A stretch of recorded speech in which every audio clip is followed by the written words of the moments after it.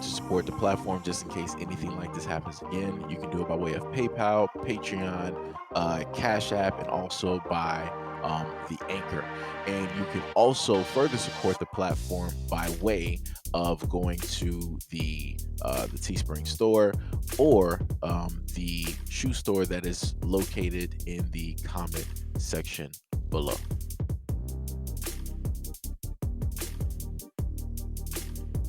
Millions of Americans may soon be entering that stove season. The Biden administration is considering a nationwide ban on gas stoves, citing the harmful pollutants released by the appliances. The Consumer Product Safety Commission is mulling the action after recent studies showed emissions from the devices can cause health and respiratory problems. This is a hidden hazard, CPSC Commissioner Richard Trunka Jr. told the outlet. Any option is on the table. Products that can't be made safe can be banned. Reports by groups including the American Chemical Society and New York University Law School's Institute for Policy Integrity found gas stoves, which are used in about 40% of U.S. homes, while the remainder use various forms of electric cookers, emit pollutants like nitrogen dioxide, carbon monoxide, and fine matter at levels deemed unsafe by the Environmental Protection Agency and World Health Organization. The studies also link gas stoves to respiratory illness, cardiovascular problems, cancer, and other health conditions. More than 12% of childhood asthma cases can be attributed to gas stoves, according to a report published last month by the International Journal of Environmental Research and Public Health. Brady Seals, a manager in the Carbon Free Buildings program at the nonprofit Clean Energy Group RMI and a co-author of the study, said there is about 50 years of health studies showing that gas stoves are bad for our health, and the strongest evidence is on children and children's asthma. By having a gas connection, we are polluting the insides of our homes. Short of barring the manufacture or importation of gas stoves, the CPSC could also impose emission standards. The agency is expected to open public comment on gas stove hazards later this year. Democratic Sen. Cory Booker of New Jersey and Rep. Don Bayer of Virginia sent a letter to the agency in December urging it to take action against the appliances, saying they are a cumulative burden on minority and low-income households. The association that represents gas stove makers like Whirlpool contends that cooking on any type of stove produces harmful emissions. Jill Notini, a vice president with the Association of Home Appliance Manufacturers, said ventilation is really where this discussion should be, rather than banning one particular type of technology. Banning one type of a cooking appliance is not going to address the concerns about overall indoor air quality. We may need some behavior change. We may need to turn on their hoods when cooking. Now, you guys already know that I'm a tech guy. I look at, future. I'm talking about like way, way in the future.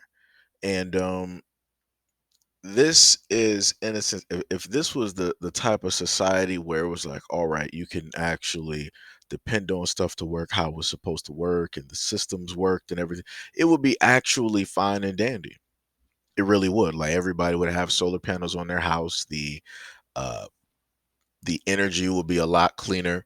The oceans and the landfills, pretty much landfills wouldn't even exist because we would have found a way to actually gather up all of that trash, and we can use that for fuel. We can use that for a type of energy, which they can actually do, right?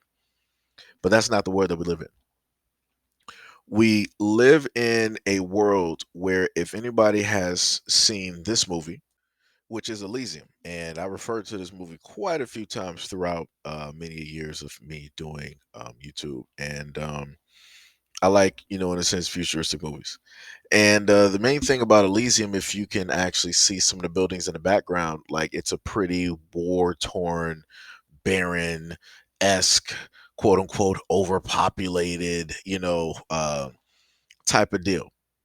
And resources are in a sense low. People are in highly densely populated cities. Food is in a sense in rations, and everybody that in a sense ran the planet, talking about the rich and elite, they are in the background. So if you see the image that is in the sky, that's where they live, right? And there you can in a sense consider them immortal because they have a device there called the Medusa. And what the Medusa is able to do is that pretty much any ailment or anything that you suffer from, it will cure it. So you realistically have a machine that can increase the lifespan of people, that can pretty much cure any ailment. And I think, as a matter of fact, I'm trying to figure out if it could also correct things that are in the DNA as well. I'm not sure, but I know it can pretty much correct a lot of things and cure a lot of things as well. So they pretty much got an instant cure all. But yet, while they got that up there for free that they are able to use, and they all have them, I guess, like within their homes, that they are on that little, I guess I'll just call it a citadel or whatever it is, space station. Everybody else that is on Earth has to suffer. They have to deal with poor living conditions, lack of, good air, lack of, actual food, money, housing, all of these things. They have to go through and suffer because the rich want to be rich and they want to leave the poor poor. And this movie is, in a sense, showing you what it is that they are trying to aim for. Not specifically this, but more so getting rid of the middle class and just having the poor and the rich. That's Elysium, the poor versus the rich. And the way that I look at everything that's taking place that they're trying to do with the gas stoves, that's them trying to, in a sense, control. Because before, remember, they got rid of what is it, the coal burning what's the names in people's homes, right? People didn't realistically need the government. They were almost, in a sense, self-sufficient, right? It was what it was. If people had to deal with a dust bowl, if people had to do with, hard snow and all these other types of things, people would just, cut up some logs real quick, go out in the wilderness, cut up some logs real quick, have a nice stack, a nice bundle stack, and you good throughout the winter. You'll just be burning those logs and, keeping heat in the house. The government was like, oh man, we got to figure out a way to sit up there and get more money from these people. Let's start pushing gas. Let's start putting gas and electricity, right? Let's start pushing plumbing, right?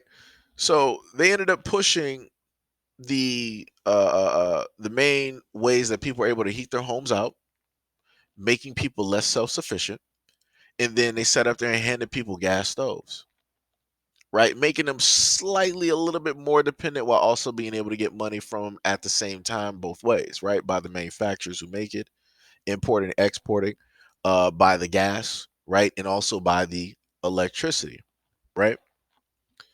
So now they're like, all right, we got it. So this is what we're going to do next.